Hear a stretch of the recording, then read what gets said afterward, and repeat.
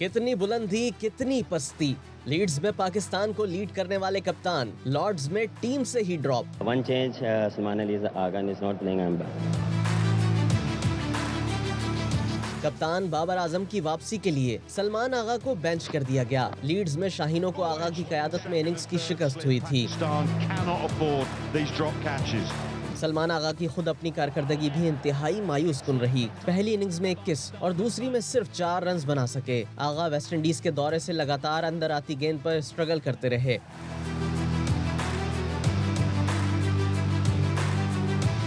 आगा से फील्डिंग में भी बड़ी गलती हुई। 1 रन पर ब्रूक का कैच ड्रॉप किया और वे 91 रन की तेज इनिंग्स खेलकर मैच का नक्शा बदल गए। क्रिकेट की तारीख में एक मैच में कप्तान होने के बाद ड्रॉप होने की मिसाल कम ही देखने को मिलती है।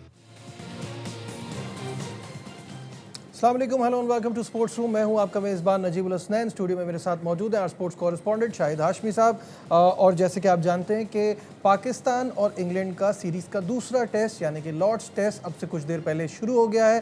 पाकिस्तान ने टॉस जीता और फील्डिंग का फैसला किया। It was a very crucial toss और पाकिस्तान ने अभी तक उसका फ़ायदा उठाया है और 57 फॉर 3 ये स्कोर है इंग्लैंड का। इस वक्त 3 विकेटें मोहम्मद अब्बास ने ली हैं। This shows are bowling Shahid साहब कि हम मोहम्मद अब्बास पे बहुत ज़्यादा रिलाई करते हैं। कल तक जो टीम के चेंजेस सामने आ रहे थे उसमें लग रहा था कि जिस तरह की बॉलिंग खुर्रम शहजाद ने कराई है या मोहम्मद अली ने कराई है शायद उनको भी बिठाया जा सकता है। उबैद शाह की बात की जा रही थी कि थोड़ा सा पेस इस बॉलिंग को थोड़ी ताकत देगा, लेकिन कुछ भी नहीं हुआ और सलमान अली आगा बैठ गए। सऊद शकील के बैठने की बातें हो रही थी। सबकी चुड़ियाएँ, सबकी फाख्ताएँ, सबकी छुपकलियाँ, सबकी मक्खियाँ सबके सब गलत साबित हुए। सब गलत साबित हुए। मुझे भी यही अंदाज़ा था कि सऊद शकील बैठ रहे हैं। कुछ लोग कह रहे थे कि अज़ान हुआ, इसको बिठा के अब्दुल्ला शफीक से या शान मसूद से ओपन कराया जाए, लेकिन गालिबन बहुत सोच विचार के बाद ये फैसला किया गया कि एक्सपीरियंस पे जाना चाहिए। बिकॉज पाकिस्तान 1-0 डाउन है, इसलिए भी सारा एक्सपीरियंस रखा। सिवाय सलमान आगा के वो चेंज भी नहीं की कि अगर जो ओपनिंग है तो चलो वही ओपन करेंगे। हालांकि दोनों इनिंग्स में ओपन इतनी अच्छी नहीं हुई पाकिस्तान की। और ये सोचकर फिर मोहम्मद अली और मोहम्मद अब्बास, हम बार बार कहते कि एक जैसे बॉलर हैं, लेकिन यहाँ कंडीशन ऐसी मिली है कि अली भी अच्छी बॉलिंग कर रहे हैं, अब्बास भी अच्छी बॉलिंग कर रहे हैं। अब्बास तो एक समझे एक तरह से ग्रेट बॉलर बन गया है। 900 विकेटें आज उसकी फर्स्ट क्लास में हो गई। और पाकिस्तान के बहुत ही कम बॉलर्स ऐसे हैं जिनकी 1000 विकेटें। इंतखाब भाई की 1500 हैं, 1400 के करीब मुश्ताक की हैं, इमरान खान की 1000 से ज़्यादा हैं, सरफराज नवाज़ की 1000 से ज़्यादा हैं और वसीम अकरम की 1000 से। तो ये भी उस लाइन में आ गया। और मौजूदा करंट प्लेयर्स में शायद यही एक ऐसा बॉलर है जो 1000 विकेटों के करीब जाएगा और 1-2 सीज़न में इंशाल्लाह हो जाएंगी। लेकिन आउटस्टैंडिंग बॉलिंग पाकिस्तान की लग भी अच्छी रही। बड़ा क्रूशल, बड़ा अच्छा टॉस हेड बोल के बाबर आजम ने जीता। और रूट भी यही कह रहे थे कि अगर मैं भी होता तो मैं भी बॉलिंग ही करता। तो बड़ा अच्छा टॉस जीता और फिर ऊपर रख के कीपर जिस तरह बॉलिंग किए कि एमएलयू गए आउट हुए, वो तो पीछे हुआ, लेकिन रूट का आउट बिल्कुल वही जैसा रूट को न्यूजीलैंड वाले आउट कर रहे थे। 6 इनिंग्स में 4 दफ़ा एलबीडब्ल्यू हुए थे न्यूजीलैंड के खिलाफ। तो अब भी रूट को उसी तरह एलबीडब्ल्यू किया और रूट शुरू से शेकी लग रहे थे। 1 पे उनका कैच छूटा, 0 पे उनका एक अपील हुई, रिव्यू लिया पाकिस्तान ने, वो impact outside the off stump था। लेकिन रूट का आउट करना बहुत बड़ी विकेट है और अब ब्रूक की विकेट बड़ी की हो। अच्छा, problem with Pakistan bowling is क्योंकि ये बॉलिंग इस वक्त भी जबकि पाकिस्तान अच्छा कर रहा है 57 फॉर 3 और जिसमें रूट की इंपॉर्टेंट विकेट हमने हासिल की हुई है, उस वक्त भी ऐसा लगता है कि आपकी बॉलिंग इनकम्प्लीट है। एक तो आपके पास पेसर भी पूरे नहीं हैं, आप एक स्पिनर के साथ जा रहे हैं, ऑप्शन आपके पास और कोई बचा नहीं है। तो इसमें ऐसा हो जाता है कि कभी हम ऊपर से तो विकेटें ले लेते हैं, फिर हम फंस जाते हैं बाद में जाके, और ये टाइम एंड अगेन हो रहा है। तो अब ये क्रूशल होगा ना कि आप बॉलिंग भी अच्छी करें, प्रेशर भी रखें, पैडल पर से पैर ना हटाएं, पैडल पे पैर दबा कर ही रखें बल्कि, और जितनी जोर से भी मार सकते हैं पैडल पे पैर पैडल पे रखें। कैचेस ना छोड़ें, जैसे इमाम से छूट गया, कैचेबल हाइट पे आया था, कैच ना छोड़ें, सबसे बड़ी इंपॉर्टेंट चीज़ है। एक भी कैच अगर ब्रूक का छूट गया, जैसे लीड्स में 1 रन पे छूटा, 91 कर गए वो जाके, और उन्होंने जो पिटाई लगाई वो इसी तरह खेलता है। 5 मिनट होते हैं वो 13 पे होता है, 10वां मिनट होता है वो 20-25 पे पहुंच जाता है, अभी आधा घंटा भी नहीं होता कि उसकी 50 हो जाती है। तो वो इसी तरह का प्लेयर है। लेकिन अगर अच्छी बॉलिंग करेंगे, ज़्यादा अच्छा होता कि खुर्रम शहजाद की जगह या मोहम्मद अली की जगह उबैद शाह का एक पेस फैक्टर रखते, वो ज़्यादा फ़ायदा होता। बिल्कुल ठीक है। फरीद हमारे साथ हैं, हमारे नुमाइंदे, उनसे बात करते हैं। फरीद, अस्सलाम वालेकुम। वालेकुम सलाम। फरीद, मौसम के हवाले से बताइए, पहले ही इस टेस्ट मैच की शुरुआत ही ऐसे हुई है कि डिलेड रहा, टॉस भी डिले से हुआ, वेट आउटफील्ड की वजह से काफ़ी टाइम लगा। आगे क्या सूरत हाल है मौसम की, ये पता चले, ये जानने की कोशिश करते हैं आपसे। जी बिल्कुल। एक तो शायकीन को बड़ी मायूसी हुई मौसम की वजह से। जो पहले दिन की टिकट्स हैं वो ऑलमोस्ट फरोख्त हो चुकी थी, लेकिन खराब मौसम की वजह से लोगों को इंतजार करना पड़ा। अब मैच तो आपने देखा कि जारी है। अब 2 से 3 के दरमियान यानी तकरीबन आधे घंटे के बाद दोबारा से हल्की सी बारिश का अमकान है, लेकिन वो 20 से 30% तक बारिश का अमकान है। ओवरऑल मौसम अब के बाद अच्छा रहेगा और एक अच्छे मैच की तवक्को की जा रही है और पाकिस्तान अच्छा परफॉर्म कर रहा है। तजरिया तो देने की पोजीशन में नहीं हूँ, लेकिन जो लोग हैं, शायकीन हैं, जो क्रिकेट को देखने वाले हैं, उनका ये कहना है कि पाकिस्तान की परफॉर्मेंस अभी तक अच्छी है और बारिश का फायदा भी बज़ाहिर अभी तक पाकिस्तान को होता हुआ दिखाई दे रहा है। पहले 35-40 मिनट के अंदर ही 2 जो प्लेयर्स हैं उन्हें आउट भी कर दिया गया। तो इस तरह से मौसम अभी के बाद जो है आज के दिन अच्छा रहेगा। और उसके बाद आने वाले दिनों में कुछ पेशन गोई ऐसी नजर आ रही है बारिश की? बारिश का अमकान तो है आने वाले दिनों में। तकरीबन जो 2-3 दिन अगले हैं मुसलसल बारिश का अमकान है।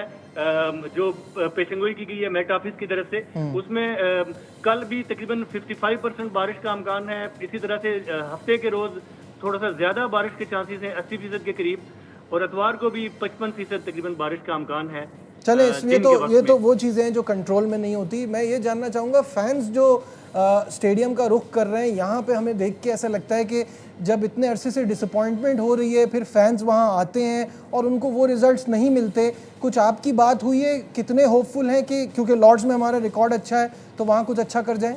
जी बिल्कुल, क्योंकि लॉर्ड्स में हमारा रिकॉर्ड अच्छा है। 2016 और 18 में पाकिस्तान मैच जीत चुका है। लंदन के जो लोग हैं वो देख चुके हैं इन मैचेस को, तो इसलिए जोश व खरोश तो है शायकीन के अंदर। जो लीड्स में मैचेस हुए उनकी वजह से थोड़ी सी डिसअपॉइंटमेंट है शायकीन के अंदर दिखाई दे रही है, लेकिन ओवरऑल जो है वो लॉर्ड्स के हवाले से बड़े लोग पुर उम्मीद हैं कि ये पाकिस्तान के लिए मैच भी अहम है बहुत ज्यादा, और बाबर आजम भी वापस आ चुके हैं। तो उम्मीद है लोगों को कि इसमें अच्छी कारकर्दगी होगी तो पाकिस्तान मैच जीतेगा।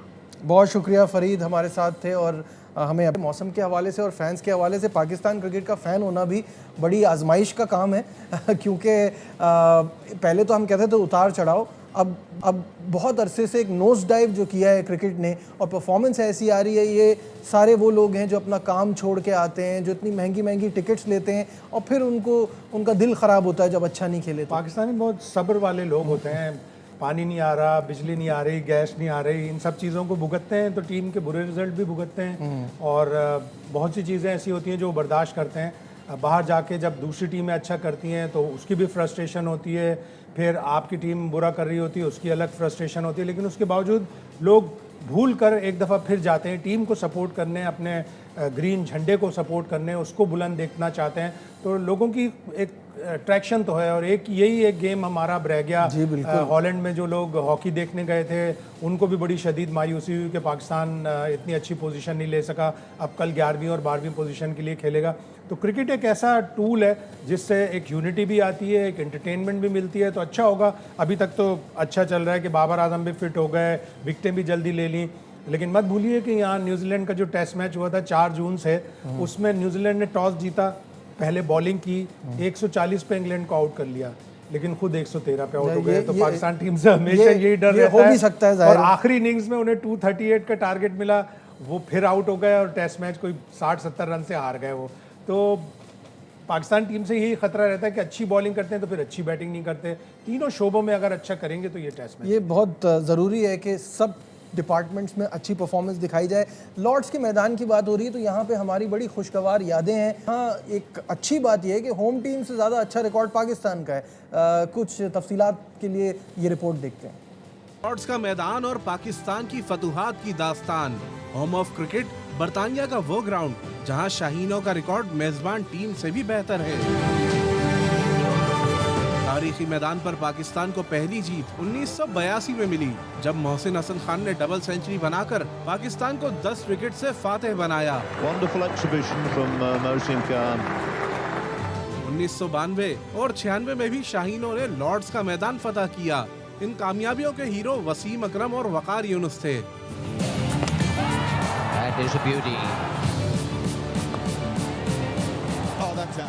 2006 की सीरीज में मोहम्मद यूसुफ ने लॉर्ड्स में डबल सेंचुरी समेत सीरीज में 631 रन स्कोर किए।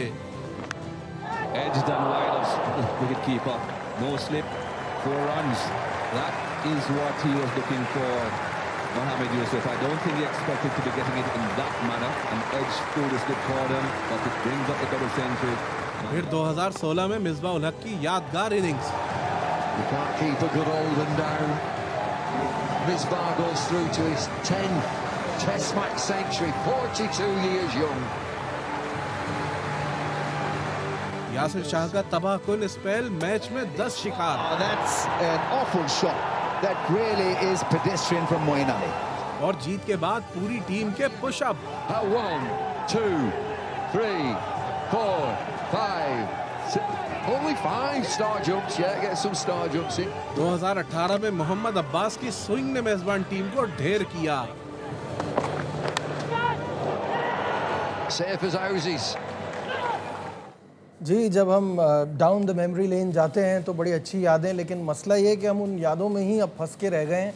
आगे मेमोरीज क्रिएट करनी पड़ेंगी ना, कुछ बनानी पड़ेंगी आगे के लिए मेमोरी। शायद साहब, यही वो एक ग्राउंड है जहाँ पे पाकिस्तान का रिकॉर्ड भी अच्छा है, पाकिस्तान अच्छा भी कर सकता है, लेकिन पिच थोड़ी सी अगर डिफरेंट होगी, मुश्किल होगी, तो फिर पाकिस्तान को बैटिंग अच्छी करनी पड़ेगी। और आप ब्रेक में आप पूछ रहे थे मेरी यादें, मेरी भी बड़ी ज़बरदस्त यादें हैं। 2001 में मैं पहली दफ़ा जब मैंने सफ़र करना शुरू किया, मेरे पास इतने पैसे हुआ, इदारों ने इतना बैक करना शुरू किया, मेरे पास 200 पाउंड थे। मैं 2001 में इंग्लैंड गया और टिकट मैंने पीआई का एक कंपटीशन में जीता था, क्विज कंपटीशन में। अच्छा। तो उससे मैं गया टिकट खर्च करके, मेरे साथ अब्दुल रशीद शकूर, माजिद भट्टी भी थे, वहीद खान भी थे, हम लोग गए। वो बड़ा इंजॉयबल टूर था। हालांकि पाकिस्तान टेस्ट मैच हार गया। अगला टेस्ट मैच पाकिस्तान ने फिर ओल्ड ट्रैफर्ड में बराबर किया। 2006, 2010 के 2 टेस्ट मैच जिसमें शाहिद आफरीदी ने कप्तानी की, और शाहिद आफरीदी वो कप्तान है, एक टेस्ट मैच में कप्तानी की और अगले टेस्ट मैच में उसी टेस्ट मैच में उन्होंने अनाउंसमेंट कर दिया। और आज सलमान आगा के साथ वो हो गई कि सलमान आगा ने एक टेस्ट मैच में कप्तानी की और अगले टेस्ट मैच से वो ड्रॉप हो गए। मुझे याद नहीं पड़ता कि पाकिस्तान में कभी ऐसा हुआ। आमिर सोहेल के साथ ऐसा हुआ था कि एक टेस्ट मैच में वो पेशावर में कप्तान थे, फिर उन्हें मोइन खान को कप्तान बना दिया गया। सेकंड टेस्ट की मॉर्निंग को आके उन्होंने रिजाइन कर दिया और वो हट गए कप्तानी से। तो बाकी तो इतनी कोई सच वो नज़र नहीं आती। बहुत से प्लेयर इंटरनेशनली, माइक डेनिस हैं जैसे, वो एक टेस्ट में कप्तान थे, अगले में नहीं थे। रोहित शर्मा ने अपने आप को 2 साल पहले जो इंडिया की ऑस्ट्रेलिया में सीरीज़ हुई थी उससे हटे थे। लेकिन एक बड़ा यूनिक चीज़ है और ये ऐसी यूनिक चीज़ पाकिस्तान की क्रिकेट में ही हो सकती है। लेकिन इस बार आप अपनी टीम को देखते हुए भी शाहिद साहब, क्योंकि बाबर तो इस टीम में थे नहीं, तो इस टीम को अगर आप देखें तो कोई भी ऐसा नहीं है ना जो इररिप्लेसेबल हो। इस टीम में से आप किसी को भी रिमूव कर सकते हैं और किसी को भी ला सकते हैं। मैं तो इंटरनेट पे पढ़ के मैं परेशान भी हो गया, और ये भी कि ज़्यादातर लोग कहते कि इमाम उल हक को क्यों नहीं ड्रॉप किया, रिजवान को क्यों नहीं ड्रॉप किया। लेकिन इतना सख्त फैसला है। इमाम ने इतनी बुरी बैटिंग नहीं की थी, वो गंदा शॉट मारकर आउट हुआ। वो इतना बुरा प्लेयर नहीं है, लेकिन वो 2-3 मैच बनाता है। अब उसकी कोई काफ़ी ज़्यादा इनिंग्स हो गई। पिंडी में उसने ऑस्ट्रेलिया के खिलाफ उसने भी सेंचुरी को 2022 के बाद से नहीं बनाई। तो इतनी पुरानी सेंचुरियां होती हैं, फिर उसके बाद वो नहीं बना पाता। एक 90 उसका साउथ अफ्रीका के खिलाफ है, लेकिन रिजवान हो गया। इमाम का जो असल मसला नज़र आता है ना, वो सेकंड इनिंग्स वाला ज़्यादा नज़र आता है कि सेकंड इनिंग्स में he is not scoring any runs.